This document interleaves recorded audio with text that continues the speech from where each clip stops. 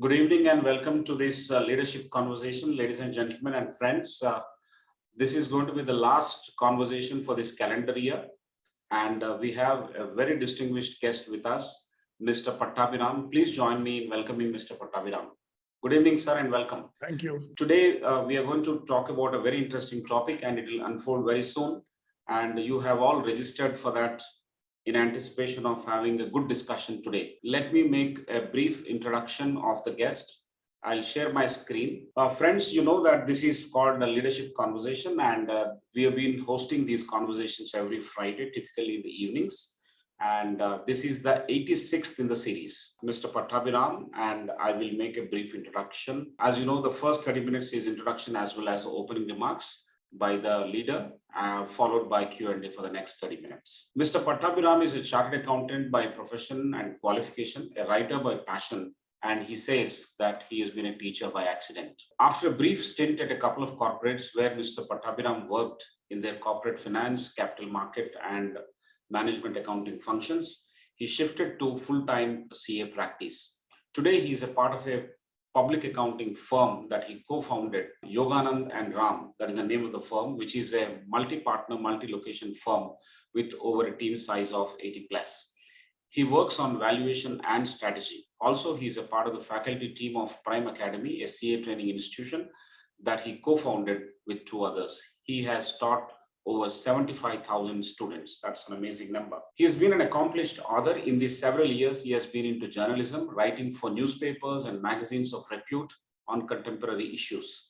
There has also been a stint when he authored a number of books, including co-authoring First Lessons in Strategic Financial Management for CA final students, which was an ICAI recommended textbook.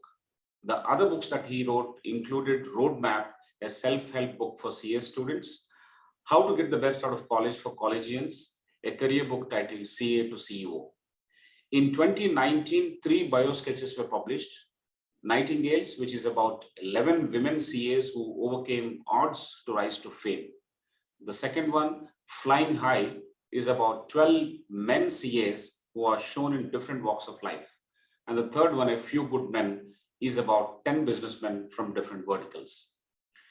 A thought leadership document titled The Future of Higher Education, 9 Mega Trends, written by Mr. Pattabhi, was released by the Vice President at a virtual function and was also relayed live on Rajya Sabha television. His 2 latest books that he co-wrote are India in 2047, The Amazing Story of a Modern Nation. We are going to talk about it actually during this conversation. And The Tech Phoenix, Satyam's Story, Satyam's 100-day turnaround. He speaks at various seminars and workshops, both in India and abroad. I will also like to invite Professor Prasad and introduce him briefly. He is the Director for Academic Wing at ICFAI Group, and he brings with himself 3 decades of rich experience as an entrepreneur, as a corporate professional, and as an academic.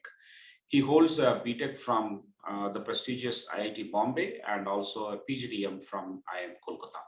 He published several articles, edited books, and also authored and presented papers in conferences that were held in India and abroad.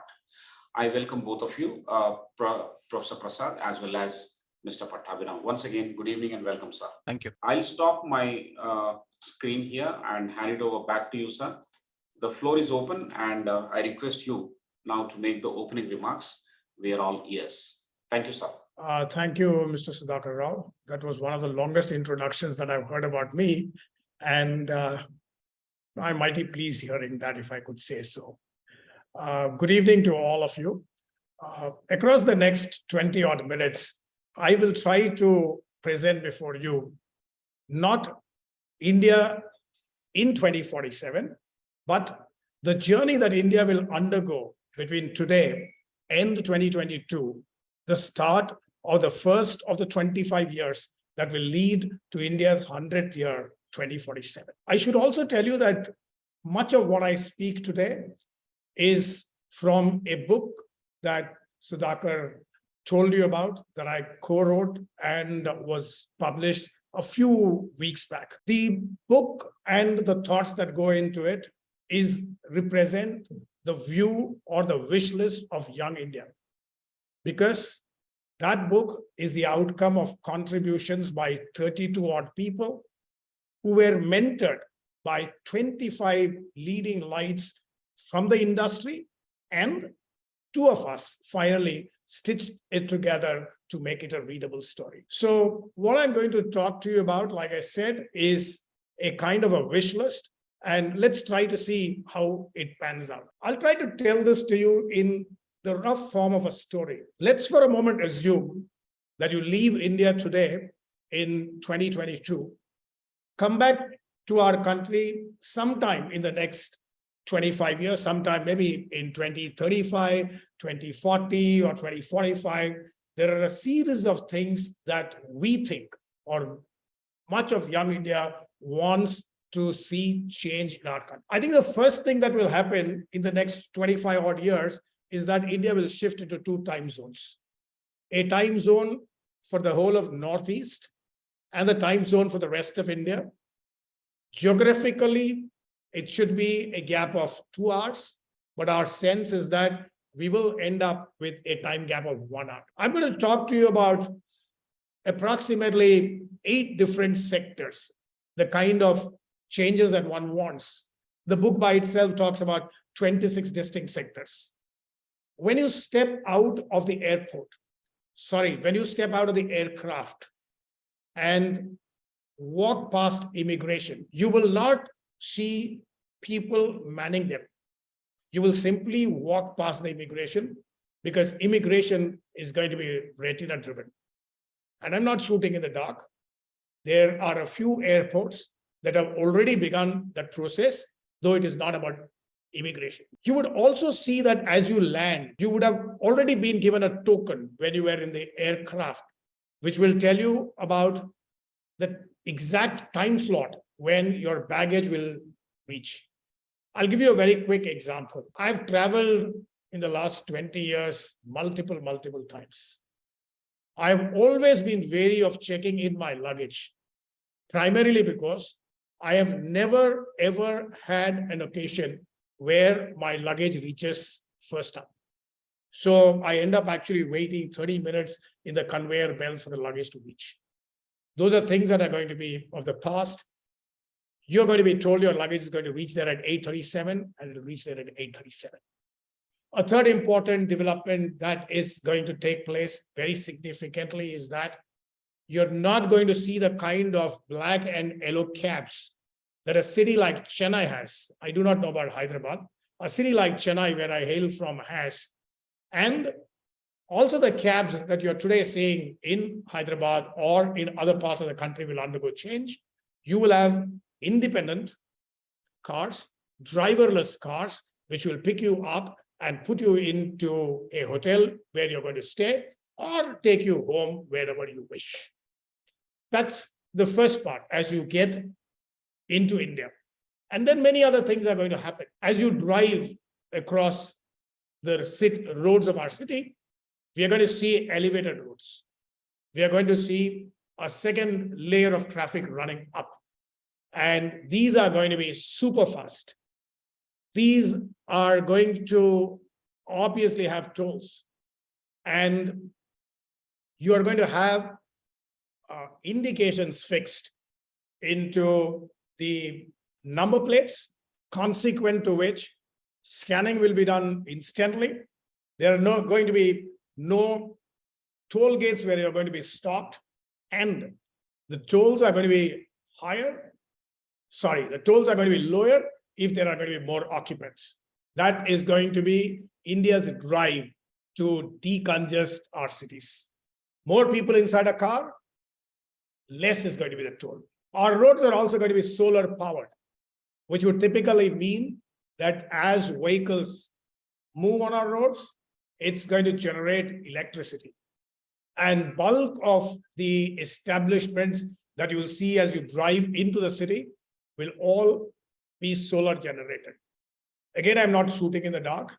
Today, Kochi Airport in Kerala is completely solar powered.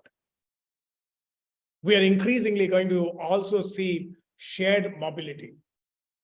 There was a point in time when Ola, for example, planned and actually executed shared taxis. It, for some strange reason, did not work. But we are going to see that happen as less people will be interested in owning cars and more people will be interested in sharing cars, because the joy of asset ownership is increasingly going to come down, because there are going to be other indication of what success is. Today, many of us measure our success, fortunately or otherwise, by the size of the house that we have, by the kind of the cars that we drive, but all that is going to change. I told you about roads. Let me quickly walk you through how our homes are going to look like. Our homes are going to be ordered on Amazon. And I use Amazon just as an indicator of online shopping. I'm not saying that Amazon is going to be the sole online shopping experience. You could have a very homegrown or India-based online shopping, and homes are going to be ordered online. They will be delivered to you and you will assemble them. There are going to be areas that are going to be earmarked in the country where these homes can actually be established.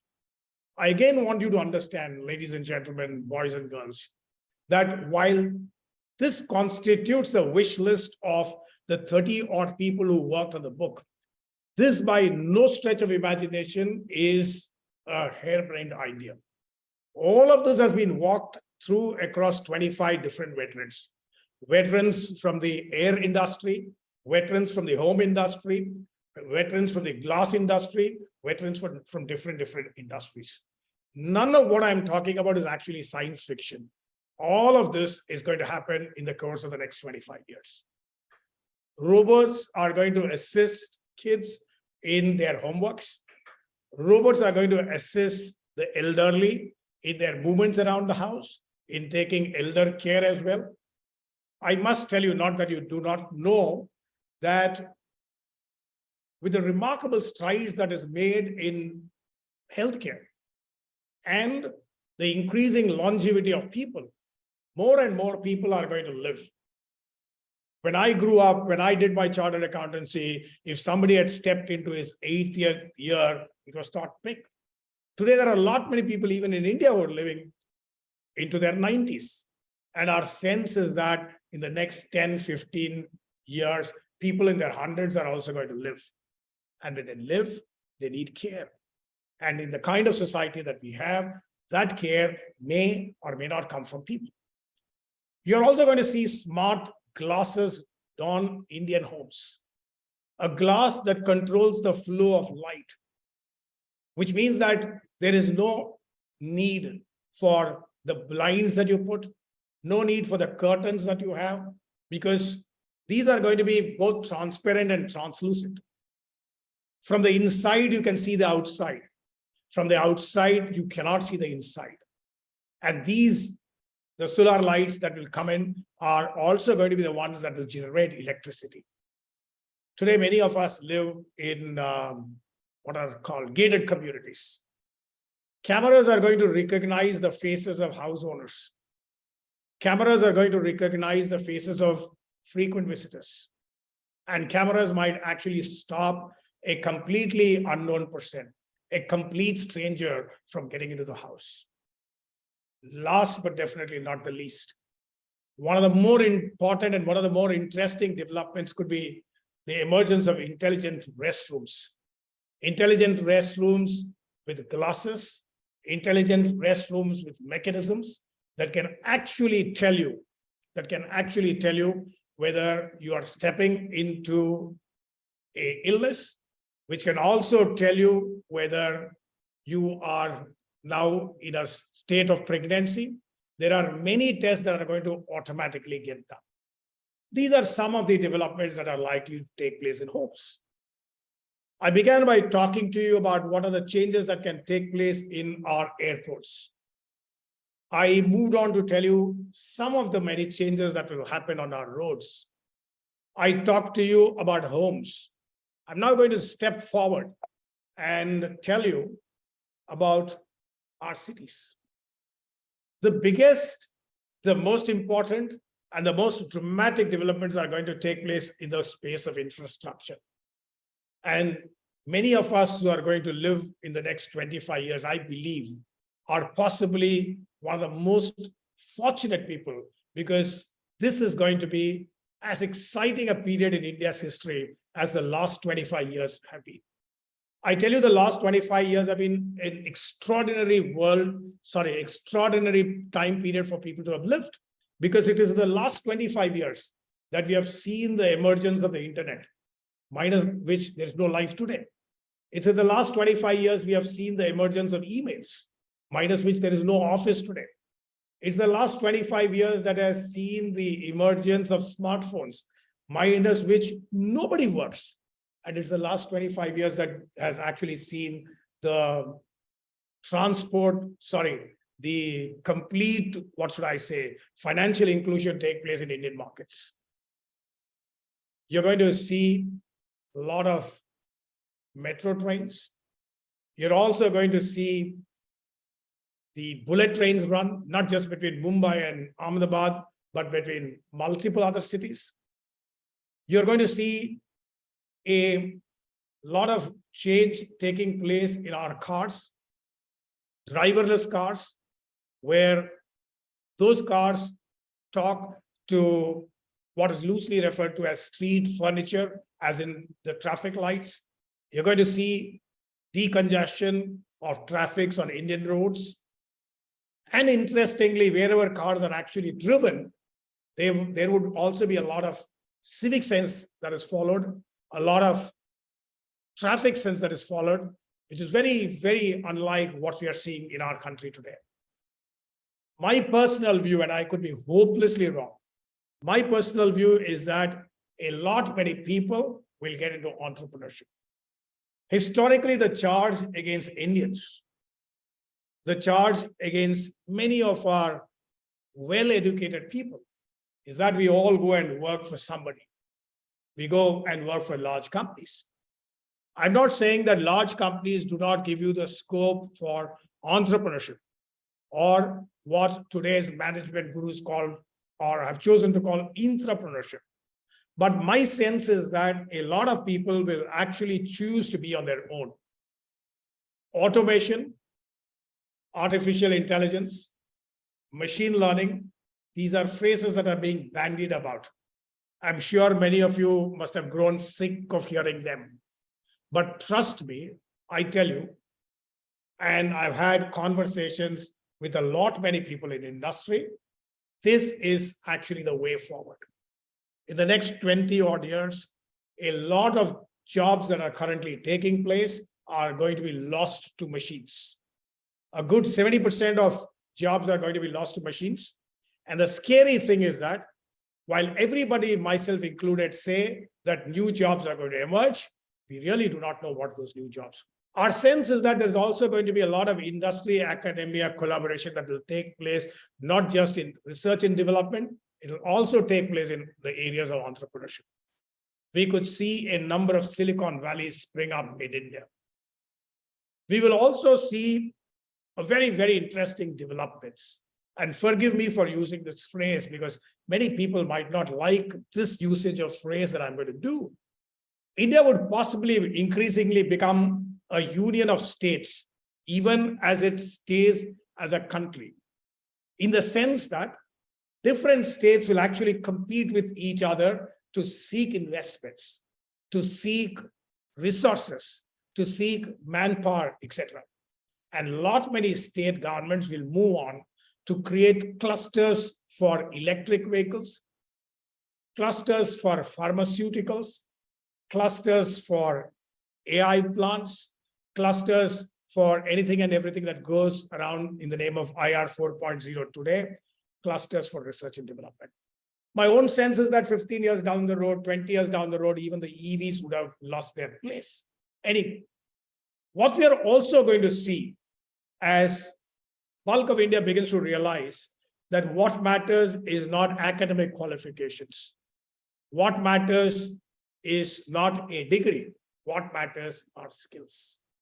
Today, for example, a state like Tamil Nadu has 575 engineering colleges. And the joke around the city is that it is far more difficult to get into the BCom honors course of a good arts and science college than it is to get into an engineering school. That's sad. We are going to see a lot of pruning down of engineering colleges. We are going to see increasing modernization of polytechnics as the craze around degrees is going to fall, and the focus will be on skills. And more importantly, we are also going to see improvement in the ITI sector. This is roughly a very 30,000 feet height indication of what can happen in the world of entrepreneurship. I'll take all your questions after I'm done with this. I think one of the most dramatic areas of change is going to be healthcare. In the writing of India in 2047, the amazing rise of a modern nation, I had occasion, in fact, our entire group had occasions to meet different people. I had the occasion to interact with Dr. Devi Shetty, for instance. I had occasion to interact with some of India's top surgeons. And the talk there is that increasingly, very soon, we'll move into personalized medicine. A personalized medicine would mean that doctors now have to realize, understand, and appreciate that an ailment for me is different from the same ailment for Mr. X. A cancer for me or a diabetes for me does not or should not be treated the same way as a cancer or diabetes for Mr. Y. We are going to see personalized medicine arrive. Don't ask me how that is going to happen, because I'm not the doctor, but from all intents and purpose, from all conversations that we are hearing, from all research and development that pharma industry is doing, that's going to happen. We are also going to see, whether good or bad, we are also going to see the emergence of tertiary healthcare. Small hospitals crop up all over the place. I've called them McDonald's type hospital chain. I believe that many of us may not like that choice of phrase, but I will live with that. The third important thing that people are talking about is the possibility about reversing aging. I'm told that if nanotechnology moves in the direction in which it is currently moving, it would be possible to inject pills into people that will tell nanobots to form new neurons to replace dying brain cells. And I am told, I'm given to understand that this will actually push up the number of years in which people are going to live to as much as 115, 120. That's in the space of healthcare. There are a few more that I'll quickly talk to you about. For a predominantly large part of my adult career, there has been one part of my time during the day, 6:15 a.m. to 8:45, when I spend a very significant part of my adult life teaching chartered accounting students. And it is in that context, in that background, I think I can take the liberty of trying to tell you some of the changes that are likely to take place. We are going to see public-private partnership in India's primary education. In India's, for example, the government has vast areas of land in which it runs what are called corporation schools, or what in some places are called government schools. State governments are actually have begun conversations after many years of people's effort to get industry come and run these schools. When I say industry, I'm referring to CSR-minded industry, the CSR-minded companies. I don't want to name names, but you all know the kind of companies that are seriously CSR-minded. They will come and run these schools. Now, a beginning has already been made in New Delhi. A beginning is also being made in Tamil Nadu, and I can talk for these two states. And what is therefore going to happen, ladies and gentlemen, is that a number of good things that take place in different states are going to be copied in other states, which is actually a great thing to happen. If there are good models of infrastructure development in Gujarat, that's going to be copied in UP or in Bihar. If there are good models of education taking place in Delhi or Tamil Nadu, that's going to get copied maybe in Andhra Pradesh, Telangana, Maharashtra, etc. We are also very easily going to see anywhere, anytime exams. You might say, how is it so very relevant for you? It's also going to be relevant for adults because a lot of learning, as it has already started to happen, a lot of learning has got to be self-learned.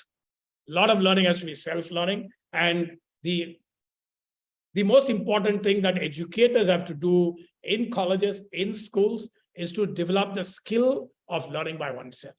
So that's going to be a very, very important thing because the pace of technology, the pace of developments and things are so very fast that might definitely be needed. I'll quickly move on to the final parts of what I wanted to talk to you about. Physical banks are going to substantially disappear. I won't say there will be no physical banks, they're going to substantially disappear. Digital technologies are already into rating, but they would be into rating and scoring in an enormously big way. A situation where you went to a bank as an individual to draw an overdraft is going to get replaced with a bank coming to you at the point of purchase to offering you an overdraft. Let me give you an example. Let's say you walk into a mall, you buy products. You don't have to go to the counter. As you walk out, scanning machines scan your product automatically, debit your bank account automatically. If you do not have adequate balance in the bank account, the bank would suggest or offer you a certain amount of overdraft, depending upon the score that you have. And you could choose to take the overdraft or you could choose not to take the overdraft. Or if you're not good, the bank might not even offer you the overdraft and therefore your purchase will not take place. We are therefore going to move away from a situation where I walk into a bank and say, hey, please give me credit, to a time where the bank walks to me and says, please take credit. I'm not sure about any other thing, but I'm personally very, very clear. And this is something that I first spoke, not that I'm pushing my agenda, it is something that I first spoke at the Kerala Management Association as far back as in 2013. Cash is dying. One of the most remarkable things that have happened place in the last 6-7 years, whether by design or by accident, is the fall of cash from its monarchical position. I still know that close to 40% of India's transactions is cash. When I say cash, I mean paper currency. But that is a fall from 50% that it was a few years back. And today, the fact that anybody and everybody, including the corner shop, including the vegetable vendor, says GPay kar do or Paytm kar do is remarkable. And cash is very, very clearly on its way out. Finally, lastly, I would like to believe that India, the government, will monetize most of its assets. India, that is the government, will get out of this mindless business of running businesses. Why should a government be into banking? Why should a government be into the airline industry? My own sense, my own view, and I am sure that this is going to happen, is that the government will be in only 4 or 5 areas. Defense, law and order, foreign affairs, healthcare, primary healthcare, because healthcare is becoming extremely expensive, and primary education in line with the public-private partnership that I spoke to.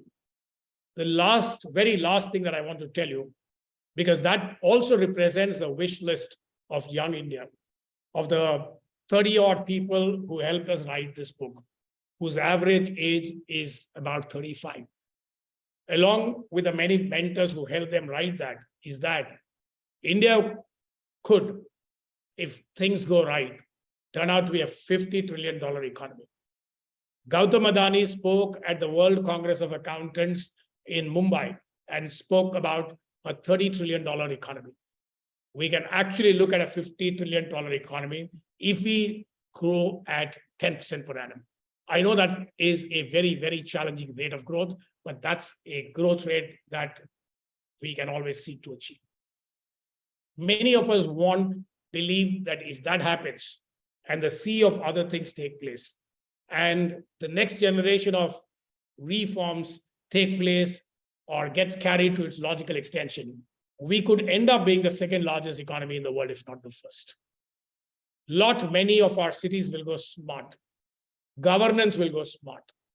And bulk of India would not necessarily be educated, but more than being educated, they would be skilled. And we would all like, whether it happens or not, I can't say, but aside of being educated and skilled, I would like that India stays cultured. Finally, to close out, we would all want that India becomes, and there are reasonable indications on those lines, that India becomes a first choice destination for people to establish their manufacturing sector, becomes a first choice destination for services, and also becomes the first choice destination for knowledge. What I've tried to talk to you about is all contained in this book. In fact, there is much, much, much more there. If you find the time, not that I'm pitching you to do that, I would like you to read this, because it talks about the story of how young Indians today want India to look like. And at some particular point in time, I do sincerely believe that all of us will work towards achieving that goal. Thank you very much for bearing me out for the last 25 to 30 minutes.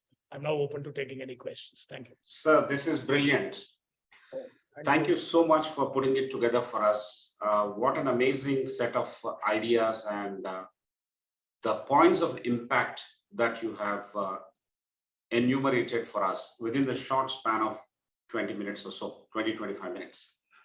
While it is very, very brilliant, it looks very surreal. The moment you think of agreeing with yourself that it is not surreal, it's going to be real, it appears like urban fiction. The more you negotiate with the fact that it is urban fiction, it appears that we are getting into a debate, and that's where the whole conversation begins today. Ladies and gentlemen, please be ready with your questions. Debate, reason out, discuss with the leader here.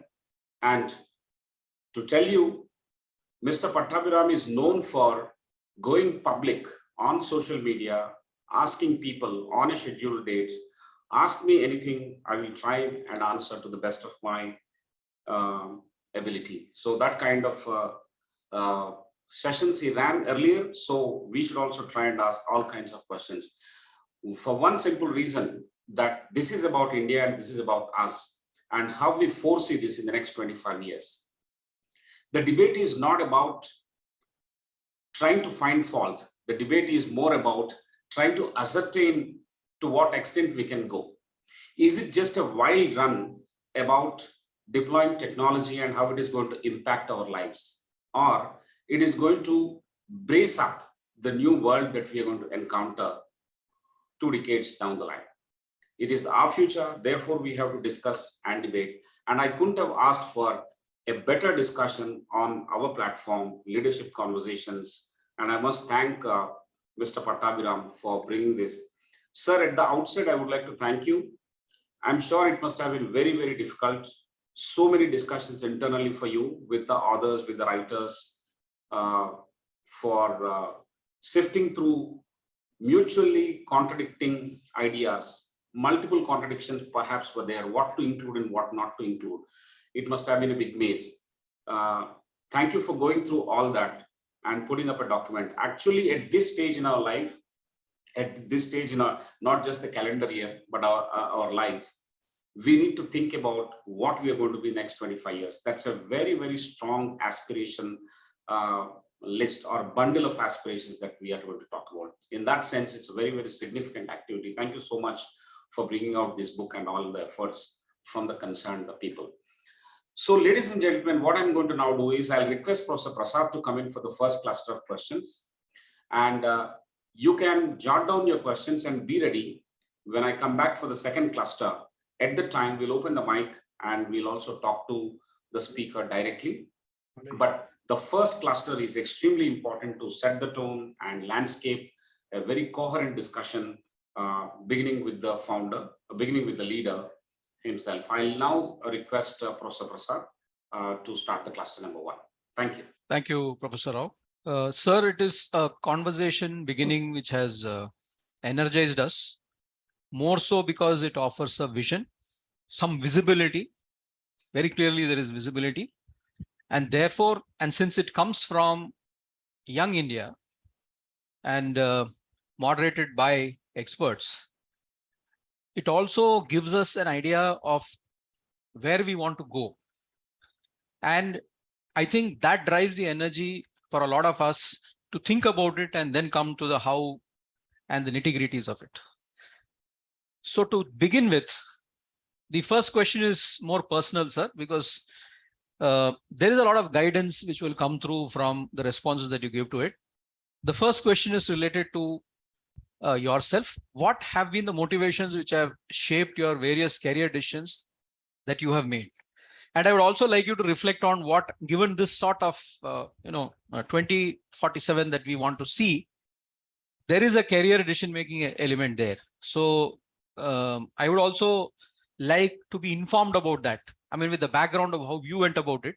I think when Sudhakar Rao read out or spoke of my CV, I saw a slight change in his tone. I may be wrong, Sudhakar, I'll take the liberty of saying that. When he read the part about my being a teacher by accident. Okay. Bulk of the things that have happened personally for me have been clearly by accident. Okay. I can hardly believe that anybody can sit back and say, this is how my next 25-year career is going to be, that I want to plan it out. So if there are young boys and girls here, I would like you to understand that what's far more important is to build skills rather than to imagine, hey, I'm going to move from here to becoming a CEO, because it might not actually be worth even being a CEO. Point 1. Point number 2 is that if you today interact, and many have interact with my classmates in college, they would all be extremely shocked at the fact of what I'm doing now. Okay. They would all be talking about, hey, this guy would have gone. No, if they are, and they've expressed much the same way to many people, saying that, no, this guy would have been settled abroad, must be work, would work in the World Bank, would be this, would be that. What I'm trying to indicate here is that many of the things that happen in life are largely accident. It is not that therefore one throws up and says, let life lead me where it can. But there are points in time where multiple things happen. You come from the Indian Institute of Management. You come from one of India's best known technology companies, educational institutions, IIT. Both of you would know that the placement that you get and the placement 2 years later somebody else gets, he gets money far more than what the first one has got. So as the environment around us changes, people have to decide what they want to do. In the 2000s, there was the .com. Today, people are talking about startups. Many of these things. Therefore, all right, let me cut that short by trying to tell you that the most successful people, of course, success is very hard to define, are people who are actually willing to and do take risks. It is very important in one's career that one must take risk. And it is also important in one's career that when the point comes that you're feeling comfortable, you say, hey, this is now running smooth. That's the time to take off from there and try the next thing. Okay. For me, for example, I've largely been into valuation. At some point, I felt, hey, this is looking too templated. Not that I don't want any of the valuer guys to say valuation is templated, but I'm saying that. At some point in time, I felt, hey, this teaching every morning is getting very templated. So at respective points in time, I think we must take the plunge. And at some point in time in life, I don't want to sound philosophical, but at some point in time in life, I'm not saying that once you come out of college, do that. It's also important to have a career. It's also important to earn money. But at some point in time in life, you must do what you love to do. When you wake up the morning, you must say, hey, this is great. This is another day given to me to do something. For me, right now, at this point in time, it is the opportunity to write. It is the opportunity to speak. At different points. And let me tell you, authors, no, not Chetan Bhagat, somebody else has gone on record publicly to say authors don't earn money. Meaning in India, you can't be a mainstream author and make a living out of it. So all that I'm trying to indicate is that somewhere along the line, you must develop something that you would at a point in time start doing because that is what you like to. Thank you, sir. I think what I have understood is that in the coming years, the change and the opportunities will be much. Exactly. And it also provides the opportunity for those who are getting into careers now, or those who are maybe 5-10 years old, to ride waves towards what they would like to do. And in order to ride those waves, they will have to take risk, and they'll have to cut off at a place and move into that next level, taking that particular risk. I think you have put it wonderfully well. That is why you come from IIM. You have put it brilliantly. I think I'll cut, copy, and use it next time. Thank you, sir. I move to the next question, sir. And this is with your background as a chartered accountant. Today, if you became a qualified CA, what would you explore? What would you think of taking up? I would think that I would possibly want to work in a corporate sector. I would then think that I would like to run an entity, a startup, or whatever you might call that. I don't think I would do the kind of CA practice that gets done. Okay. So I would say I would want to work 5 to maybe even 10 years in corporate India, because that will give me a sense of how things are happening. If there is one change that I would like to do to my career, is that I would like to build a good network, because I'm not known to being a guy who builds good network. And I would think that today's generation, if they have to be successful, they will have to build a good network of people and be socially and emotionally responsible in what they do. Intelligence is good, it's important. But if you look at the most successful people, they are not the people with high levels of IQ. But more importantly, Prasad, also, although you did not ask that, more importantly, I don't have a choice today, but if I were to relive, I don't think I would want to be a CA. I would possibly want to be in the medical field. I would possibly want to be a surgeon, because I think they make a lot of difference to people's lives. I do not know, this audience might have very different view about doctors and the medical profession, but I have the highest regard for them. There can be bad apples everywhere, but otherwise I think they do remarkable. Excellent, sir. I think you've not only given us your personal view about what you would have done, you've also taken us back that there could be other choices beyond what you may be very strongly considering at this point in time, based on various factors, and the need to explore those choices. I can also tell you another very interesting thing. Careers are not written in stone. You can work 10 years in one place and then throw that up and do something else.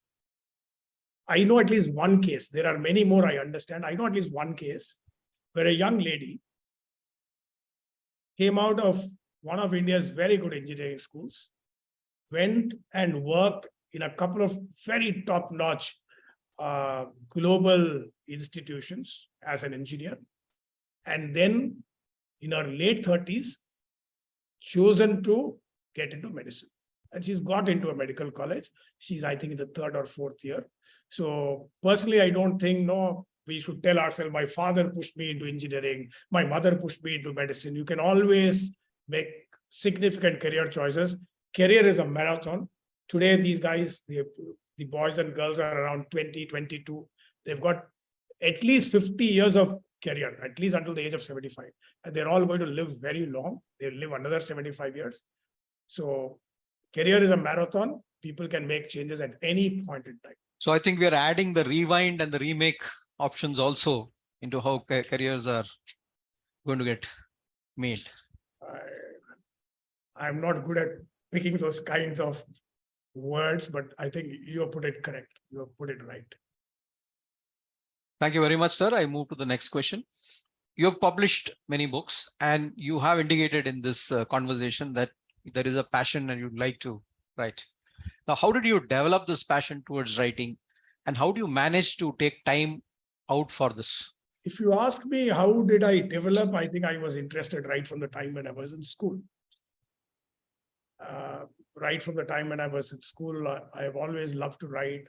I've always liked to, the school had the assemblies where you read out the day's news. While everybody would read from a piece of paper, I would be one of the very few guys who would not use a paper.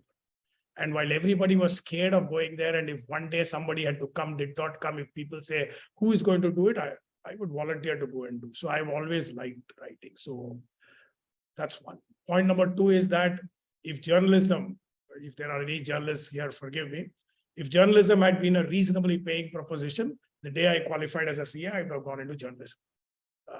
Very clear about that. In terms of time, it's all a question of what is your priority.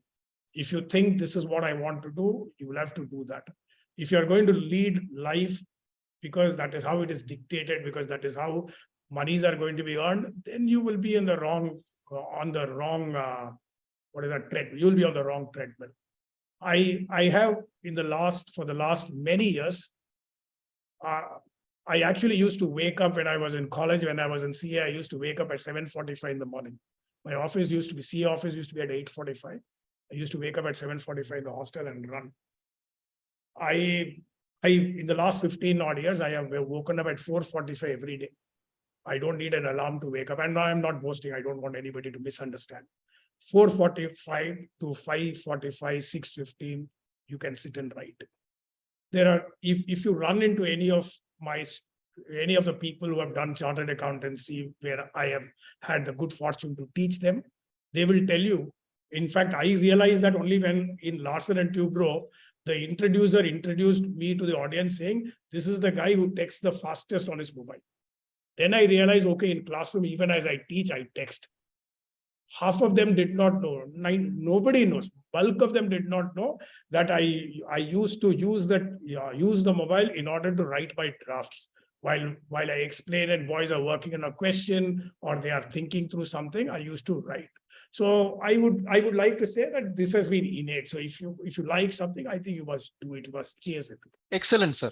So I think the center point is about the passion, and a lot of energy flows once you have that passion, and that you automatically find the time. And it will be given us a good template about the early hours of the morning, which is something that a lot of people want but don't get to doing.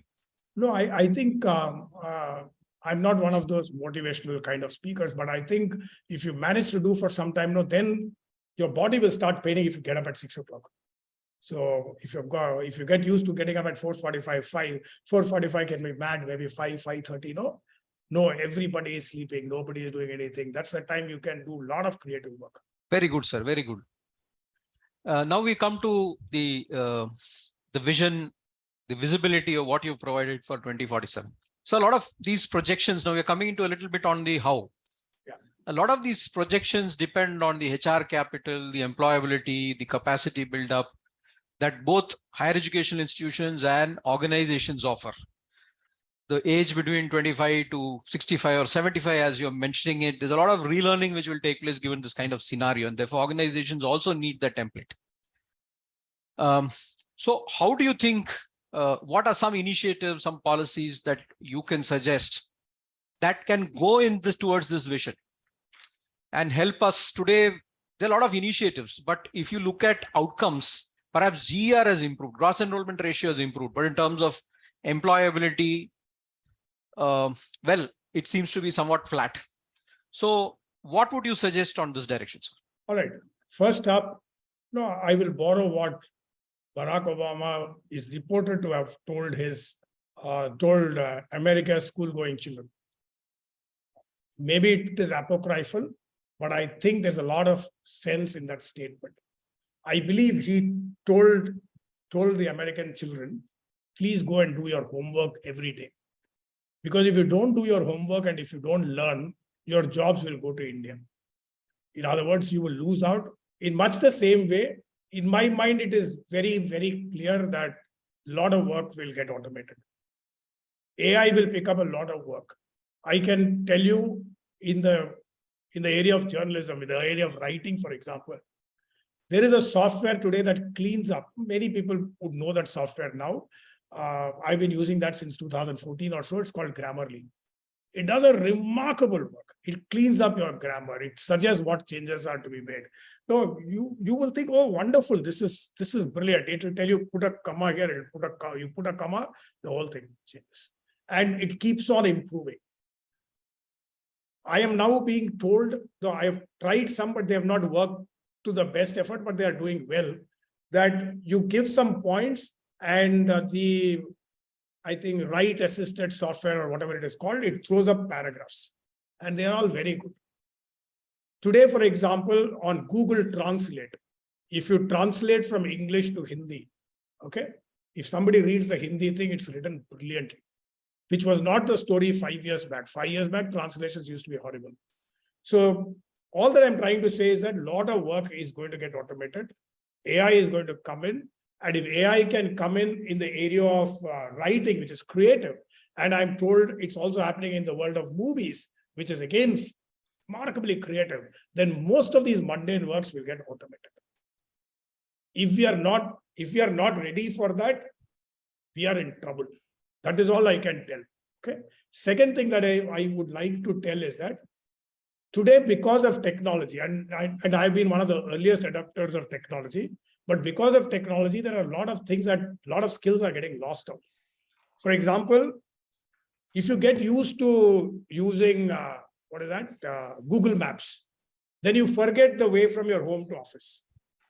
So while it is extremely important that many of the mundane things don't take your mind space and they should get automated, at the same time, there are a few things that we must do to keep our skill alive.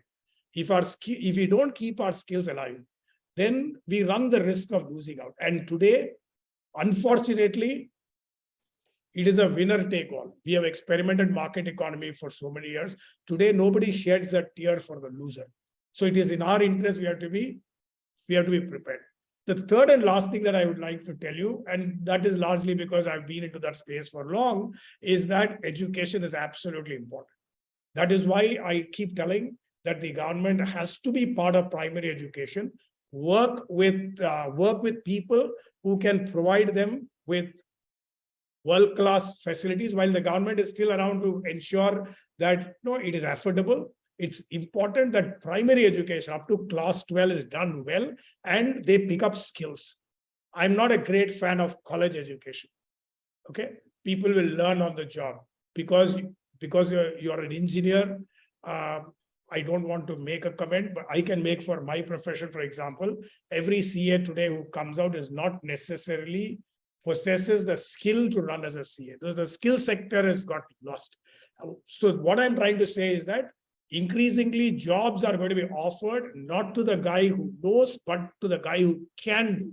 I can, for example, tell how a tire is to be fixed when it is punctured, but I can't do that.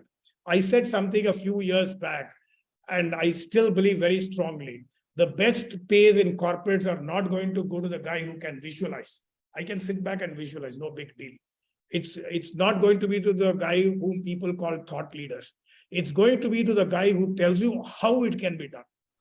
It's not about what can be done. It's about how it can be done. That is where the skill comes in. So to cut my long story short, I think education is going to be important. Government being there in key areas is going to be important. And most importantly, we have to keep ourselves continuously skilled. Otherwise, we will lose out. Fantastic, sir. So given in the background of what you said and all the change and all that which we are going to get to by 2047, thanks to the energy and the drive that Young India is coming to, I think it's more about doing, because there's a lot of things to do if you want to get there. And therefore, people will have to think on those particular lines. Education will also have to do that. Thank you very much, sir. Thank you. We are at 7:29. So at this stage, there are more questions, but I'll hand it over to Professor Rao. Thank you very much, Professor Prasad. I think you left 1 minute for me for the scheduled time. Thank you so much. This is very, very interesting. And I just realized, sir, that a topic like this and 1 hour availability is a big mismatch. However, friends, ladies and gentlemen who are around the screen, tell your home that you will be late. This will take some time. It is important for us to go through all the questions, and each one of you will definitely get a chance to talk to the leader. I will request Pattabhi sir to stay with us for some more time and respond to these questions as much as you would like to add to the unasked questions also. I will request to take just a break of half a minute where I want to just go through the list of people who are currently attending. I'm quite amused, sir, to just tell you that we have people attending from not just India, but even from US and one from Australia, I think. Yes. And we have the CFO from ICFAI, Mrs. Ratnabanu is also attending. Welcome, Mrs. Ratnabanu. Please stay back, ask your questions if you have any with Mr. Pattabhi sir, you know him very well, and all others also who would like to ask questions. Some of them seem to be diehard fans of Pattabhi sir. You also can ask questions, and some of them are practitioners from IT. There is a lawyer as well. This is for now. Sir, I'll come back to questions, and I'm once again trying to remind to the participants that please raise your hands and I'll take up, I'll open the mic and we take up that question as well. Let me start with the first one, sir, we have in our cluster. The whole conversation and your presentation is about what are the kind of technologies that matter in the next 25 years. Technologies like AI, technologies like blockchain, technologies like IoT. These are robotics, for example. These are what are going to be filling up our lives and making that impact which you talked about. Across commuting, that is, how do you travel? Across commute, across, say, roads, rails, airports, so on and so forth. How you live, probably how you reside, how smartly you interconnect with the world around you. Probably that's the whole map that we look at. Now, sir, the first question that I have is, how about the societies? I know for a fact that technology itself is not society. The impact that it can have on various frontiers is not enough. How are we going to handle the inequities? In the words of Harari, he also said that some of the people are going to live much longer than many of us by way of nanotechnology, working the way it successfully would like to as per the chartered journey. If that is the case, it's going to be very expensive. It is not going to be affordable to all. And therefore, some of us will live longer than the rest of us, which means the elitism will also given rise to. Therefore, how are we going to handle the inequities? That is only one example I have given. The society doesn't take a break on a Saturday, Sunday, go back and prepare itself and come back on a Monday. It doesn't work like that. We will have to learn on the fly as well. I know that. But what are your thoughts on how the social life will move up? How the life in urban centers will move up? Most of it that we talked about is, of course, metros, urban, but what about the non-metros, non-urban, rural stuff? How a large part of this country, where it resides, are going to respond to these things? So what are they going to do about it? Yes, sir. This is the broad question that I have. I'll pick up from the last one. I think many of these things are also going to happen in what you call the non-urban area. My own guess is that not many people from urban area will actually move out and away. They'll move to today's so-called rural areas. And that's going to increasingly happen because transportation is going to be far more easy. No, why am I cagey about living far away? I'm worried about living far away because I may not have access to a work, or more importantly, maybe access to education and healthcare. Access to healthcare is not going to be an issue at all, because like I said, no, you will have those McDonald type of hospitals turn up. And today itself, I think there are lots of hospitals across the country. Transportation with the kind of vehicles that we are talking about, with the kind of decongestion that we are talking about, with the kind of metro trains that one is looking at, with the kind of even bullet trains that are coming, people are going to live in one place and work in a completely different place. Also work from home. Today, people say, no, this is a passing fad. I don't think it's a passing fad. Not many people have found advantage in that. And work from home in the hybrid model is going to happen. Just very quickly, just to take a minute or two, I worked on the the work from home model with reference to a few people who work along with me. Not now for the last 10 years. Earlier it used to be Skype, so we used to catch up once a week. Now it is Zoom, so it is far more. So what I'm saying, and that is now becoming mainstream. Today, nobody is saying, please come to my office, we will run a client discussion there. So everybody is happy. So what I'm trying to say is that urban divide will go away. Sridhar Vembu, for example, who wrote the first word for our book, India in 2047, he operates from Tenkasi, which is a very completely interior. So what I'm saying is that all these offices will also percolate down out there. The urban-rural divide will disappear. I'm not saying it will disappear, but it will get focused on who is skilled and who is not skilled. So skilling, it is in that context that it becomes important.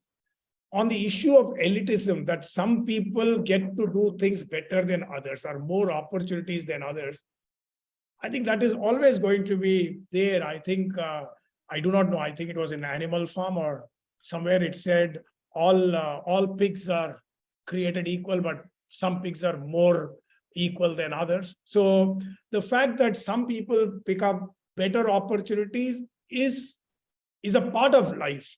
For example, when I did my chartered accountancy around that time, if you had to do your engineering, you had only the IITs, you had the RECs and regional engineering college, today's NITs, and a few colleges here and there. And people used to say, oh, if I don't get into engineering, my life is gone. Today, it is not like that. There's so many engineering colleges.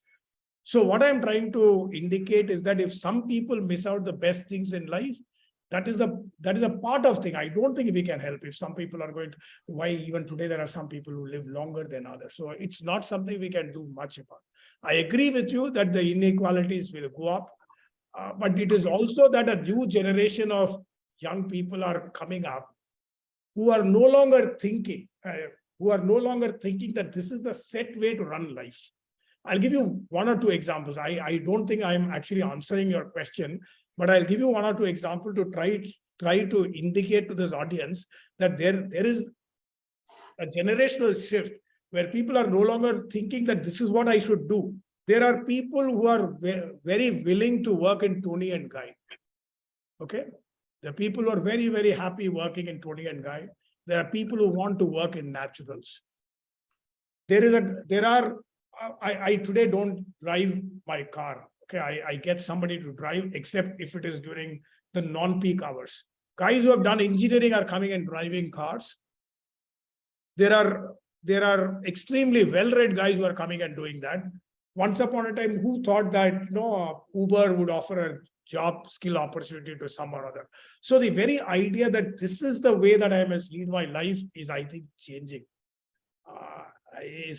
And in my view, guys, the ones that you call the alpha generation, the 2010 and beyond people, they are going to lead a life where they will do multiple jobs, and a lot of moonlighting will take place, multiple careers will be there. But on the specific question of what will happen to society, I don't think the government should step in and say, hey, let me make everybody equal. I think we have gone through that socialist market for a long time now. Fantastic, sir. I think it's a very, very detailed response in terms of how the working patterns are going to change from the current to hybrid in a more established manner. And the workplace itself will shift from urban to rural because of the improved infrastructure and the access to healthcare, education, and opportunity of work. And I'm sure inequities are something which are part of life and you can't do much about it. Just because there are going to be inequities, we are not going to stop writing this book or imagine about the next 25 years. I agree with you totally. No. Sudhakar, not only that, maybe this is going to sound philosophical. And I have seen that over a period of time. What we think, oh, I am happy, he is not happy, he is disadvantaged, is our perception. That guy does not think he is disadvantaged. That guy does not think, oh, my world has come down. He actually thinks the other way around. So the very idea about what is appropriate, what is being successful, all that is, I think, going to change. I don't have to go to IIT, I don't have to go to IIM to be counted as successful. Or I don't have to have done my CA, I don't have to be a rank holder, I don't have to have worked in MNCs. I think that is rapidly emerging. So the preferences for a certain kind of life or priorities of being in a Me Too kind of or a herd mentality, all those things will change. And I think people will no longer follow what we used to follow in the last 50 years, Exactly. so to say. Exactly. Fantastic. But there's another side to it also, which I will not debate much, but I'll say that the people who are disadvantaged may not know that they are disadvantaged. Therefore, they will not voice it. But someone will have to think about it. As an author, as a leader, we are about senses and sensibilities, and therefore that falls in that domain. We'll come back to it later, sir. But fantastic response to that. Someone will have to sit down and think how religion is going to play, or vanish, how caste is going to vanish. We are not talking about it, but I'm just saying that these are the bullet points that are there up on the board. We may not touch, but these are issues to grapple with. Sir, I'll come back to the second question. Thank you. I'll come back to the second question. Much of what you said is talking about what India is going to be in 2047. Don't you think this is about the entire mankind, entire human race? It is not that some of it is happening elsewhere at this point in time. Oh, there are signals, there are indicators that it is happening, but it is happening across the world probably. So therefore, a full format of what we talked about is not just going to happen in India, but it is the vision for the entire world. Am I right? Absolutely. India is just a context, because we would like about India. Even 2047 is only a date. Because I come from the world of accounting, I will tell you, we say balance sheet as at a particular date. We are not here saying India as at, or like to use your phrase about weekend. We are not going to wake up on 15th August 2047 and see India changed. What we are talking about is what will happen across the next 25 years.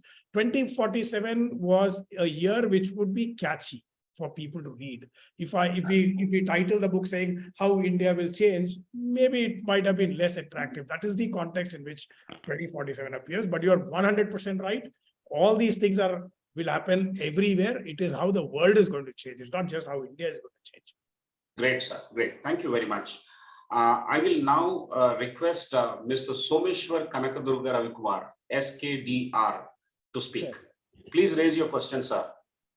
First of all, thank you so much right from the bottom of my heart, sir, Pattabhi sir, and everybody for this spellbound session, sir. Truly educating. And my question is, Pattabhi sir. Yeah. Sir, very good evening, sir. Thank you so much, sir. And I have so many questions, sir. In fact, it's a very truly educating session, sir. And my thought process towards my career is altogether changed, sir, by attending this session. And my question is, sir, with respect to your first point, where for the next 25 years, 2 time zones. You mentioned 2 time zones. One is Northeast and the rest of India. Can you please elaborate it, sir? Oh, okay. Now, for example, elaborate as to what it means or why it should be there. What it means, and both, sir, both. What it means and why it should be. Okay, all right. For example, what is the time now? Thank you so much. What is the time for you now? 7:44, sir. India, Andhra Pradesh. In Andhra Pradesh, it is 7:45. Across India, it is 7:45. What I am saying is that when it is 7:45 in India, when it is 7:45 for the whole of India, for the Northeast, the time would be 9:15 or 8:45, 9. That means the country will have 2 time zones. Yes, Just sir. like the US has multiple time zones, India will have 2 time zones. The logic for that is very simple. I don't want to get into the geography of it. It's got to do with the length of a country, the longitude, latitude, etc., and at what pace the Earth rotates. And given the fact that between the Northeast and Mumbai, okay, let me put it the other way around. In the Northeast, when they wake up, it is already very early. Most of them wake up at 3:45, 4 because the sun is already risen. In Mumbai, the sun sets virtually at 7:38, which means that if the Northeast guys are going to go to work at 9:30, they are working in a government office, they have actually got up at 4 o'clock when the sun is really high. And for the best part of their day, they are not working, they're sitting at home. So there is a natural biological way in which human bodies work. And that is the reason why you will have to have 2 time zones, so that people work during their best times and they sleep during their worst times. Thank you, sir. Thank you so much, sir. And actually, I have to supposed to read this book for at least 2 times, sir. Before, and I scribbled this for 4 or 5 pages, and it's. Thank you so much, sir. Thank you so much. And you read the book only once. Okay. Our friends have written it in a way that it's easy to read. It is not technical. It is not jargon driven. Okay. So you have to read only once. That's it. Okay. Feeling blessed, sir. Thank you so much. And I have so many ideas. I will discuss it later, sir. Oh, yes, I have so right. Thank you. Thank you so much. Feeling blessed. Thank you so much. Yeah. Thank you, Mr. Someshwar, for asking that question. Do stay back and keep listening to what others are also asking. Thank you. I'll now request Dr. Sanjeev Kumar to ask the question. Dr. Sanjeev. Hello, good evening, sir. Good evening. Yeah, sir, thank you for enlightening the whole session. Is so energetic and interesting since I belong to engineering discipline. So you have brought a lot of concepts and the area we can work in the future to streamline and to contribute in the Dream 2047. Great, sir. The only one aspect that is which slightly I need your the attention toward the environmental. The moment we brought the whole the automation and the infrastructure, then we should carefully think to sustain the environmental aspect. So I found that part was slightly not visible across the session. I wish you please enlighten us in that aspect also, so that there is a balance between this technological development and the environmental, which ensure the overall stability across the world. Perfect. First quick point. There are, I think, 27 chapters, 26 areas that we have talked about. I think the 4th chapter there is climate change. Okay. So the book actually covers a lot about climate change, about what we must do to keep our environment safe, good, and sound. I didn't want to pick that out here because I thought it might turn out to be heavy to speak in the 25-minute allotment. But you are 100% right.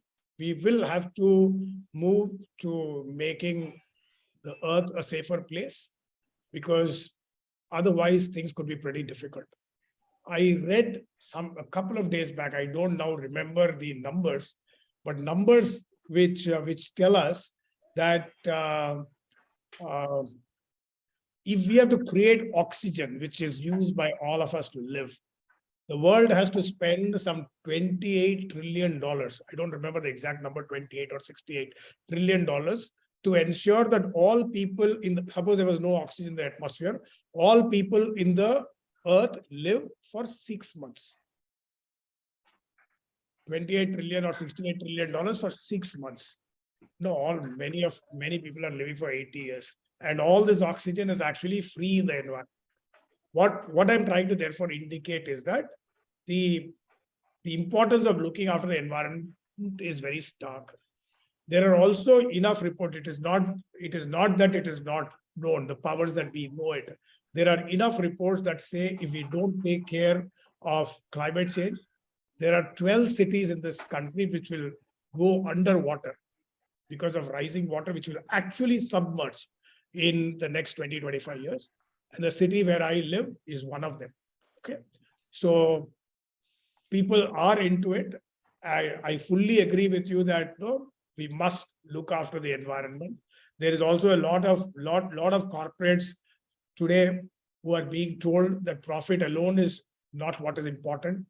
They're also being told that people alone is not what is important. The planet as well is important. So corporates are also increasingly becoming conscious of it. There are many companies that are spending lots of money in this area. While there is serious concern, all of us need to be cognizant of the fact that there are steps that are being taken. Wonderful. Thank you, sir. We'll now request Mr. Arun Kaul to ask his question.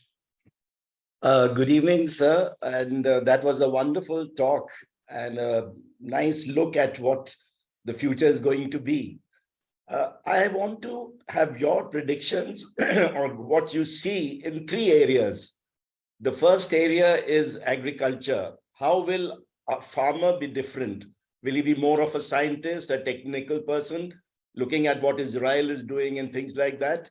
Number 2 is about space travel.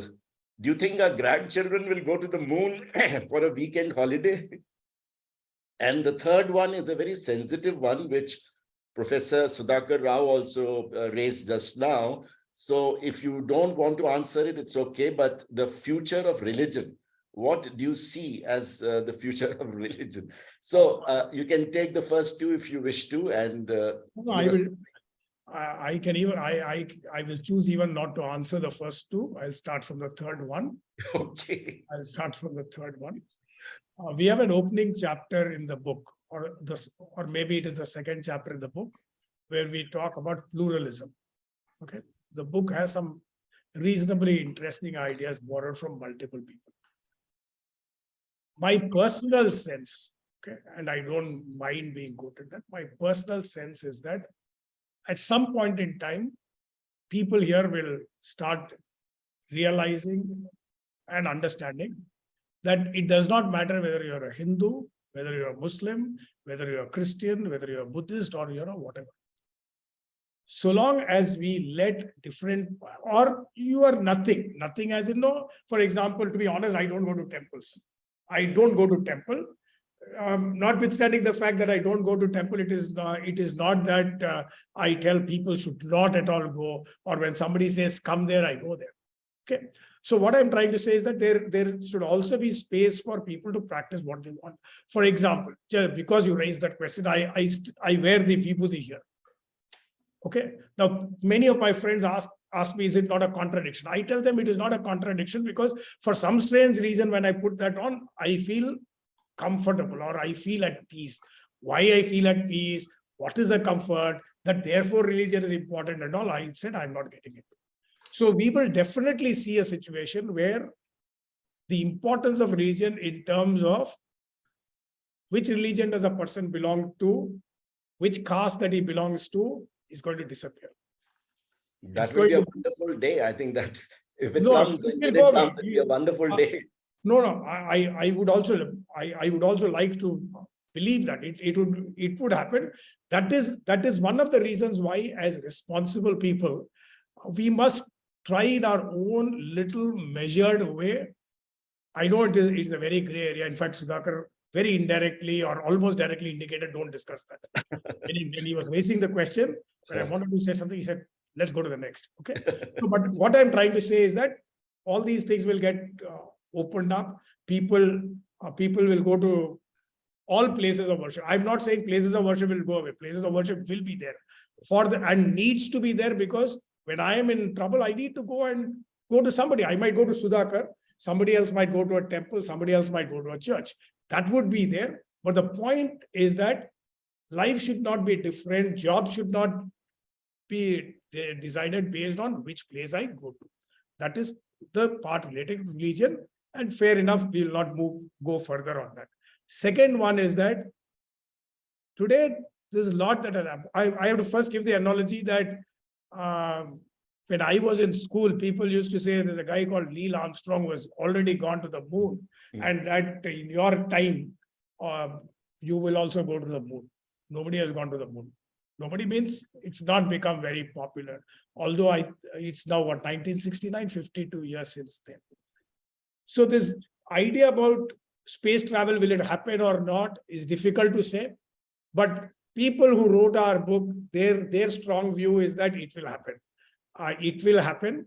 One of the disadvantages of people like me or people from a different generation is that we carry a baggage. Oh, this did not work, therefore it will not work. So it is something that can happen, but it will also depend on how inexpensive it is. Absolutely, yes. How inexpensive it is. The computer guys talk about Moore's law, about how computers have, chips have become completely less cost. If something like that happens, then I think travel into outer space could be a reality. Though for the life of me, I don't understand why somebody should go to the moon. That's just a personal view. So forget that I told you that. What was the first question? The first question was about agriculture. Agriculture. We spoke to a few people in the world of agriculture. Our view means not the guys to whom we spoke. Our view is that there will be a lot of corporatization of agriculture that will take place. That lands will get, today the problem is that there are lots of small lands. All that will get agglomerated, or whatever is the word called, all that will get merged and crops, people will work on that. A lot of science and technology has to be there, is there today, and a situation will come where, it is already there. So since I'm not a very technical or science guy, I'm not able to put it across reasonably well. But just like we have Google Maps, which tell us how to go, there are things that suggest what crop to grow, where to grow. So to use your word, the farmer will become a tech guy. The people to whom I spoke to, or the people to whom we spoke to, said that the corporate model is all right. It could be there, it could be good, etc. But we would think that the cooperative model will work. In fact, we had detailed discussions asking them, cooperative model has all failed in our country. How do you expect corporate model not to come in? Their argument was that it is in the interest of people that the cooperative model should be there. Okay. So what to answer your question, I think a lot of technology will get used there. Import ideas from, like you very rightly said, Israel, import ideas from the West, apply them here, increase the area under cultivation, decide what crops are good for us, and then increase the, productivity as well. Thank you, sir. Thank you. Given excellent answers to all the three things. Thank you, sir. Thank you. Thank you so much. We have one more person raising hand, sir. Dr. Lakshman, I think, wanted to ask a question. Over to you, Dr. Lakshman. Yeah, now I got it, sir. Am I audible, sir? You are. Make your question short and direct. Yeah. So, sir, now the current population is 8 billion by 2023, and by 2050, the population is will become 10 billion. And now we are the food, everything, most of the food items are spoiled items, or the bad people are doing all those kind of things, whatever they want to do. What is the prediction by 2050? By 2050, what these kind of things increased and the people health will get spoiled, or, what kind of situation can we face by 2050, sir? Okay.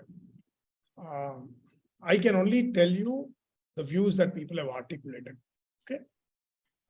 Because I'm not into that space, so I would not really know. But the views that have got articulated is that while the population grows, at some point in time it plateaus. But it will plateau. And I think the World Bank report talks about, although the year is very far away, 50 years from today, the World Bank report actually shows, suggests that at some point in time, the population will peak and then it will start falling down. Okay. This is one view. Second view, it was in a panel discussion that took place a couple of days back. One of the panelists, who is highly respected, he's an engineer by background. When he was asked the question, that the greatest threat to us is job losses via automation and AI, he made a point. Okay, he made a point that many countries where population does not grow has the significant threat of getting extinct. He was giving the example of Japan. He was talking about how Japan grew from the ashes, and how by offering many things free, plus an economy plus a population that is not growing, it will get, for want of a better phrase, let me say, it will go off the face of the earth. Picking from those two, what I can possibly try indicate is that the growth in population is going to stabilize, and at some point in time, it will plateau out. Population by itself is not bad. When I was taught my economics in college, Economics 101, we were all told that India's biggest liability is its population. Today, the West is running to India. All these big guys have run to India because they see India as a huge market. Population has suddenly become our asset. Population has suddenly become our asset. So my sense is that it is not such a bad idea that there's going to be growth in population. But, and also to answer the point that you made, what would happen? I think people will find their answers as we move on. It is not that we need to have an answer for everything today. As we move on, we will find answers. This is an example that I often give, so I'll also take the liberty of very quickly giving this example. 10, 15 years ago, nobody thought that there would be a job called the Swiggy operator. Nobody thought that there would be a job called Ola driver, Uber driver. So as we progress, new kind of jobs will come up, new kind of developments will take place. Fantastic. Thanks for the answer, sir. Fantastic. I think that takes care of all kinds of doubts and discussion points that we have had in terms of what would happen in the next 50 years if the population is growing at this pace, and if the food is not properly taken care of, genetically modified food grains come into our dining table. So what is going to be the impact, so on and so forth. Yes, there are going to be several issues, and all we will have to keep working on simultaneously, parallelly as we move forward. One does not wait for the other, and these things are supposed to be handled in real time as we move forward. No, as sir said, we don't have all the answers at this point in time for everything that we think that it might work or might not work. But this book is a fantastic effort in looking at what the next 25 years is going to be as a time period, and how we are going to develop, raise, and how we are going to live, and what kind of life we are going to lead across various walks of life in terms of education, in terms of technology, in terms of agriculture, in terms of law, in terms of spiritual world, in terms of sports. There are many segments and domains that we can talk about. But this is going to impact all the domains extremely well. Nobody is going to be left out. No space is going to be left out. It will touch every single domain. Thank you, sir, for answering these questions so well. And we have many other questions, but I'll now take a small break here, and I'll request Professor Prasad if he wants to talk about that one question that he would like to ask before we wrap it up. 7 crore question, is it? This is a slightly different question in the area of finance, sir. You have, been in the area of valuation. You have sufficient degree of expertise in this.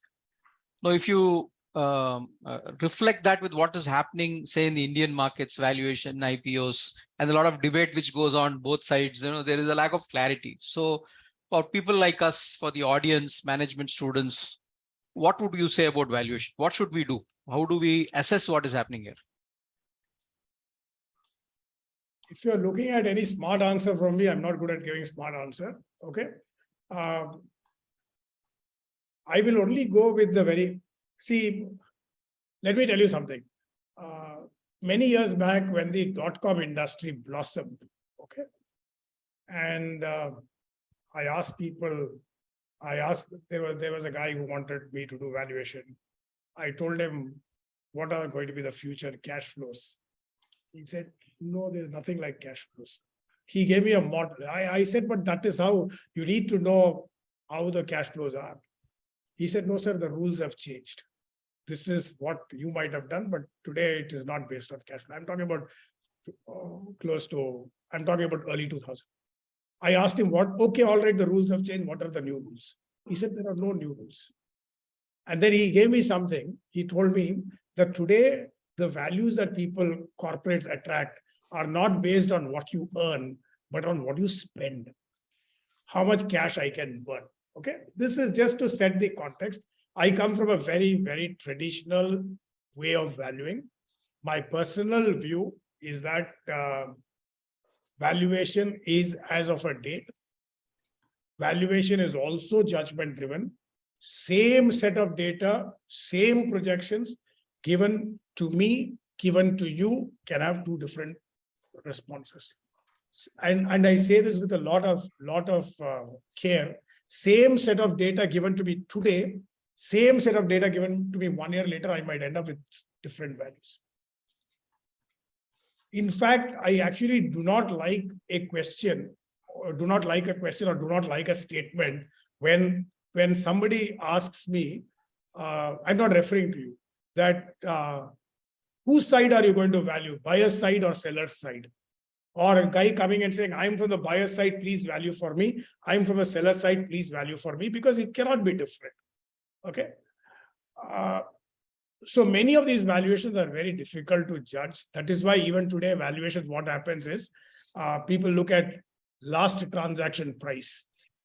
For example, if somebody, I won't name the company, let us say ABCD Limited, somebody pays ABCD Limited X amount of money and a transaction has gone through, a payment has been made, then when I value that company, I will take that also as a number. In other words, increasingly people are moving towards, right or wrong, what is called the crowd mindset. I will modify what I meant by the crowd mindset. Let me very quickly, just 1 minute I'll take to explain. It is about the importance of averages. I still remember I sat in the jury of an inter-B school contest on equity market. And one of the important things there was that the guys were given 1 hour in the morning to go through the terminal C price movements, and they were asked to predict by 11:30. They were asked to indicate what would be the number at which the Sensex will close at 345. Okay, and a great weightage was to be given for that. So I turned around to the director of that company. No, the director of that B school which was hosting turned to me and said, "You are supposed to be guy in valuation. You also give us what is the number." I told him, "So no, sir, I'm not giving any numbers. If you want, I'll give you something. There are 30 teams that are participating. Okay, take all the 30 numbers that they give, take an average. My sense is that the Sensex will close at that price." My answer, let us say that was some time back. So let us say, based on that, if Sensex was to be 45,000, my answer was the second best. One guy came, got it closer than that. My answer was the second best. Point that I'm trying to drive here is that people today, therefore, have taken the view that I am not the expert. Let us take multiple views, multiple numbers, and make a judgment based thereon. What I am now, if somebody gives you a value, what I'm therefore now trying to tell you is that even today, there is something called the analyst's call on television. When they say this is the price that they're expecting, it's actually some 10 analysts giving the prices, and these guys have simply taken the average out.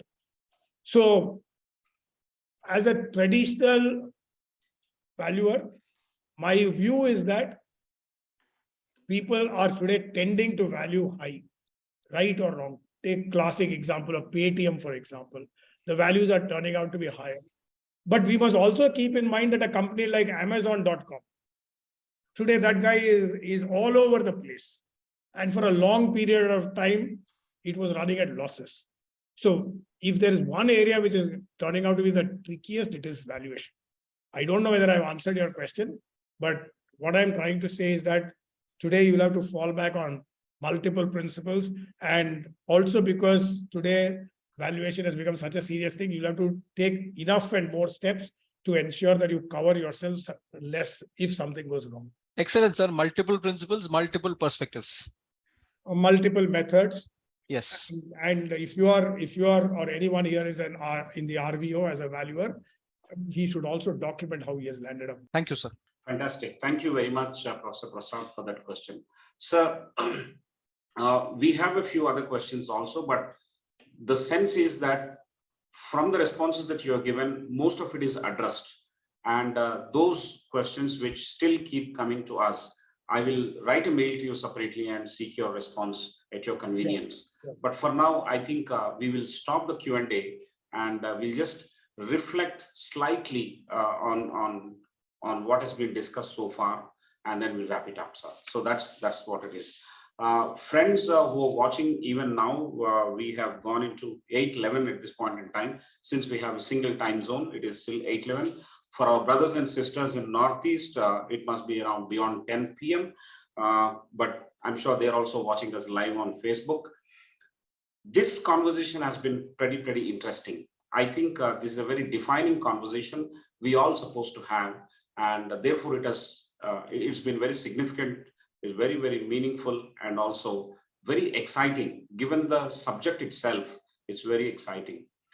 You have started with how technology is embracing, how we are all embracing technology at this point in time is no indicator of how the technology would impact us in the next 25 years.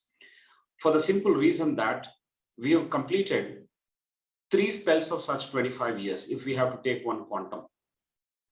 The first was a no indicator to the second was no indicator to the third, and the third is definitely not going to be an indicator for the fourth, and so on and so forth.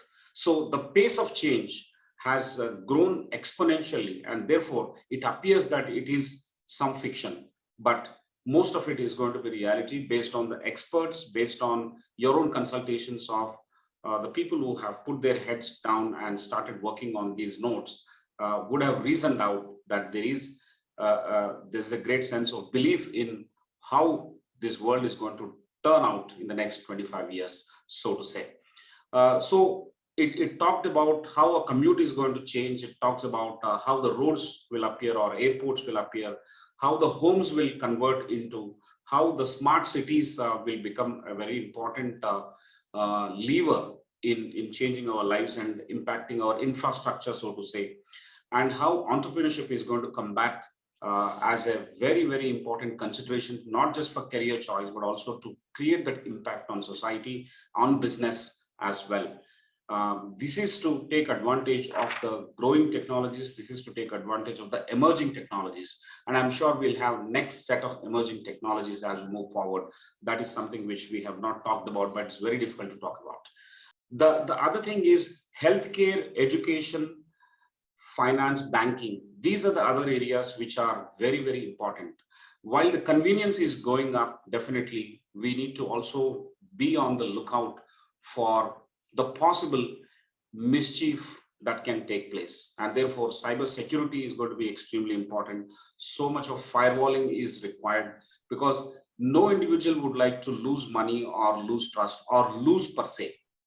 And that's a very important. The sense of losing is because we intellectually fail, and that's not going to happen by the advent of all these technologies. We are going to be saved from that sense of embarrassment or sense of losing rather than tangibly losing some money. I think that's a very important aspect as we are moving into. We are going to, we have talked about being asset light or the fancy for not owning any assets. Someone else also has asked that question. Is a no-brainer. Yes. Why would we like to invest in assets and all those things?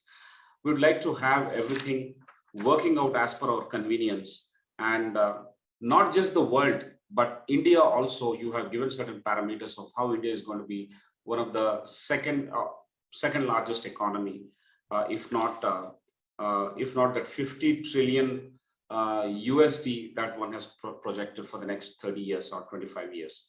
And several other entailments that we talked about in education, in India as a country becoming the first choice destination for a variety of things, not just as a hub for backend services, but also as a first choice for certain decision-making, analytical, tech, using skills, because India is going to be part of all that, or it's going to be the hotbed of thriving technology. So we are going to be front end as well as back end for the world. So that's the vision that you have created for India, and that's the aspiration, and it looks like it gels very well with not just the people around the screen today, but also with large part of the youth, large part of this country, which is aspiring to be like that in the next 25 years. There is a second dimension to the whole discussion, and these are responses to your questions, and we have distilled these lessons from your conversation, your responses, sir. Some of the important bullet points that we have is that we have to grow as individuals as being socially responsible. Our institutions, our individuals, all will have to be socially responsible. Careers are not written in stone. Career is a marathon, and we'll have to be prepared for that. We do not know what kind of careers would emerge. And I think if you have the ability to take the risk at any point in time, say 5 years down the line or 50 years down the line, if you have the ability to take the risk and make sense of what is going to come, and then your career will be crafted accordingly. So it is important to possess that skill. It is important to possess that mindset. So the skill plus mindset is going to define our career as we move forward. That's what you've mentioned. It's not in the lighter way. It's your own personal response is that a lot of people can write, a lot of people can be more creative during the early hours, during the wee hours, or it is light in the twilight zone. I think a lot of learning and gyan happens on that. What Barack Obama said to the kids there in the US, if you don't learn, if you don't do your homework, a lot of jobs will go to India. Well, that is about the skill, that is about not just the US, but even India will have to learn. India will have to do its homework quite a bit and make sure that our jobs don't go to Philippines, our jobs don't go to certain other countries as well. The other bullet point is about our excessive dependence on technology should not make us lose our sense of broad direction. Just to say as a pun, your dependence on Google Maps for directions should not make you lose the sense of direction itself. From know-how to do-how, that's going to be the preference of selecting individuals. The people who know how to do vis-a-vis the people who can do, the do-how is extremely going to be a premium. Government should continue to be investing in primary education. As you foresee, the future of work will be shifting from urban locations to semi-urban and rural probably. And the second dimension of the future of the work is going to be hybrid working models, and the associated problems will always be there. Whether you call it Hotstar generation or something else, we will have to grapple with the emerging social issues, and it goes parallel with it. The social issues like religion, social issues like caste, nothing will vanish, but everything will take a back seat probably. And today, the kind of valuation that we make of an individual is driven largely by the merit, largely by what is your skill and what you can bring to the table, and diverse sets of skills, diverse sets of individuals. The plural meritocracy is what is going to work very well for our country as well as other countries. And that is more relevant for us. That's the summary of what you mentioned. The climate crisis that you have highlighted, sir, is a very, very touching point. It's a serious point that if we ever have to produce oxygen, and the kind of money, mind-boggling money it takes to produce, to stay alive for the next 6 months is somewhere around $28 trillion US, and a few cities will go under the water if climate crisis is not in it. So what it brings forth the point is people along with the planet is a very important consideration, and we need to wake up to this reality. The freedom to unpractice your religion is also a great consideration that you mentioned very well. There's another thing, a friend was texting while the conversation was going. Probably the mobile phones will go away and satellite phones will come in. the way Tesla and Tesla's founder probably is working, and that's something. Already the world is consumed by the fun of chat GPT as we end this calendar year. Yes, many things are going to happen, and there is a reason to believe whatever you have enumerated in the book and what we discussed just now, sir, with you, is all going to turn out reality and much more. I mean, there is always a limitation to visualize and put down in a book, but many things are going to change. And next 25 years is not going to be a one particular piece of time, but it's going to be multiple pieces of time. And it's in the sense that 10 years is not a decade, or a decade could be 3 years as we move forward. The kind of changes that will happen and the pace at which it happens, it will redefine the sense of time itself. And population per se is not a problem. How we deal with that is going to be extremely important. New jobs and new roles are emerging. And expertise is not going to be a monopoly of a few. It's going to be wise views of all the people that come together and work on this. So these are some very interesting bullet points, and I think we need days together to discuss and enjoy this conversation. This is a very, very enjoyable. When I say enjoyable, we are learning. We are learning for leadership, and that's what we do, Professor Prasad does at ICFAI. Thank you so much, sir, for this. And one or two comments on you is that in a lighter sense, people would ask, if you were not a doctor, what would you become? They would say, I would become probably an actor. So this is a very common career choice questions that are asked in movies or in general life. If you were not a doctor, you would become an actor. But here is someone who said that he would like to become a doctor. And very good. Again, in the lighter sense that there are bad apples everywhere, but if you eat apple every day, you may keep away the good doctors also. So that don't take it. But sir, your flair in combination with the passion for writing, I'm sure you would have been a fantastic, you are a fantastic journalist. I think these three you have talked about today: author, teacher, doctor, that is medical doctor, and a journalist. I think these four career options, that the first response to the first question was very, very interesting. And personally, I thought I'll make a note of it.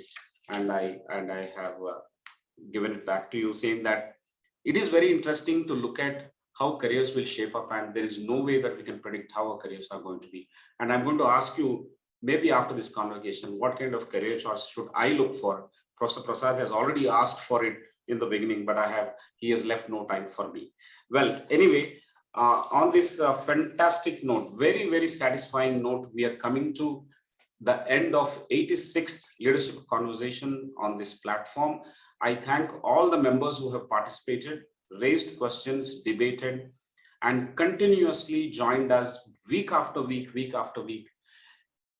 Myself and Professor Prasad, we have a certain incentive to come back and host these things every week. But the fact that you come back every single week and ask questions before the session and during the session is a testimony to the fact that there is a lot to learn and there is a lot to ask. The spirit of inquiry, which is the cornerstone of education, and that's what we learn, that's what we teach. I think it is going to make everyone enjoyable when you are in such conversations. And with a great sense of satisfaction, on behalf of Professor Prasad and on behalf of the entire ICFAI as a community, I take pleasure in making a small announcement that Professor Mr. Pattabhi has written one book on ICFAI. It is called Let There Be Light. All of you know that book, but that was written by none other than Mr. Pattabhi. It was a very, very interesting and scintillating account of the growth story of ICFAI in its first 20-25 years. So thank you so much, sir, for doing that. We look forward to having you with us in person as well as online, and more importantly, in spirit with us, supporting us in our journey for the next 25 years as well. As ICFAI is present in many cities, we have a large presence in Northeast. these two time zones for us is going to be extremely challenging. We will have to have two different time zones very clearly marked.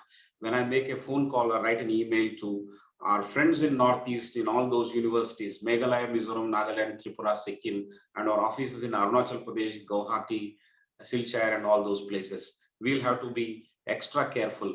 And probably that is going to be a large part of our operations. So it is going to be Northeast versus non-Northeast. It's not going to be a mainland versus Northeast for us. So we are extremely, as I said, it's about being sensible about what you do. So this two time zone puts more responsibility on us, and we are looking forward to it. Thank you so much. That was one point that we have already, as I mentioned, enjoyed, apart from the several other points that you raised, sir. Sir, over to you, sir. You want to give any final comments? Maybe since you asked that, I'll just make a very brief comment for people who are in their career. I think one should do a few things rather than to at some point in life look back and say, hey, this is something that I should have done, I did not do. And that point should not be too late. At any point in time, if you want to chase something, that needs to be chased. If you want to be a screenwriter for a movie, I think you should explore that. If you want to, I don't know, I'm maybe exaggerating, but if you want to play the piano in an orchestra in front of 5,000 people, you should aspire to do that. It should not be that one day you're in the hospital, last days of your life, and you think, oh, if I had done that, that would have been wonderful. All that I'm therefore trying to say is that whatever, I think there was a movie called The Bucket List. So whatever we want to do, I think we should go ahead and strive to do that, because with all this automation, etc., happening today, nothing is impossible. Today, what can be imagined can actually, I think, be achieved. That's it. All that can be imagined will take place. It can be accomplished. Thank you, sir. Thank you. I also would like to make a small mention here that these conversations that are happening every week, there's a huge team working behind the scenes.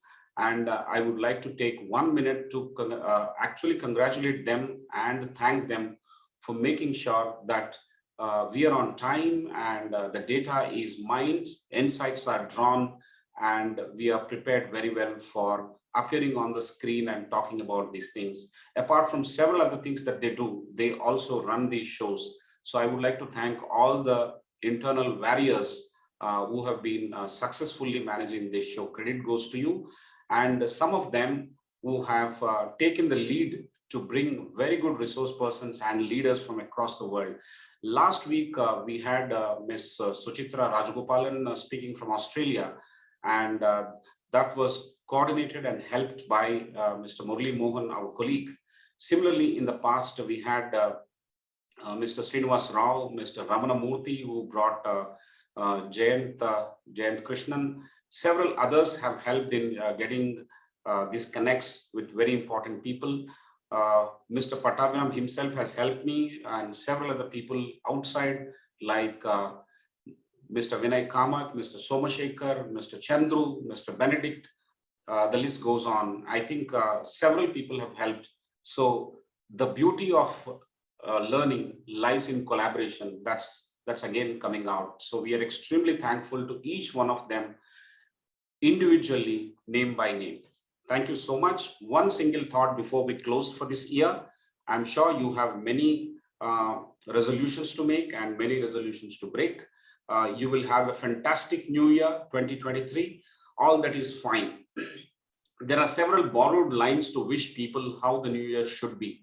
That all will keep happening. Don't worry about those social media messages, but write your own messages to yourself. Wish yourself a fantastic new year in the words that you would like to be wished, and write your own greeting cards with the forgotten way. Please come back and write those greeting cards for yourselves. You will feel extremely happy, and then compare the notes from greeting card 2023 vis-a-vis greeting card 2024. That will be fantastic. But one last thought is when we embarked on these conversations, when we embarked on these discussions, we did not imagine that we will run for such a long time. Professor Prasad would agree with me. But as we crossed a 10 or 15, We had a conversation and we said that it's going to be unstoppable.